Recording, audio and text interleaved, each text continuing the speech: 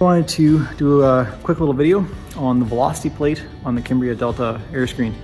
So a lot of people, when going through training and stuff, they'll understand what it is, but they're not quite sure where it is and what it's doing. So I'm just going to show you exactly what it is, how it operates, and what the adjustment on the side of the machine is actually doing in the machine. So first we'll pull this off.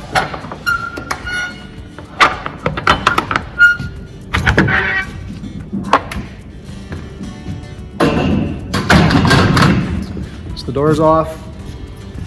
We got to pull the tray out.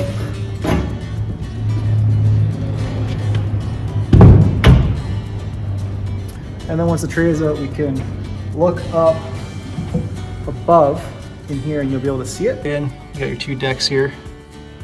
And then we're gonna go up above this metal piece. When you look up in there, you'll see that. All right, so right now, the velocity plate is at 99 on the readout. And I'm gonna run down and change it all the way to 0 and then come back up to 50.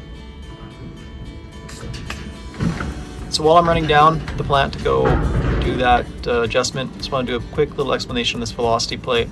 So this velocity plate allows us to change the total drop of the seed as it comes off the shaker feeder and down, and it changes the total distance that seed falls. So that means that the total volume of air going through doesn't change, but the velocity of it increases the higher this plate goes because we're reducing that area. So this allows us to be a lot more precise in this air separation, and it really keeps us available to do precise separations and just get a little bit of seed or not at all, depending on what it is we're separating, and really one of the key features in this machine that sets it apart from the rest.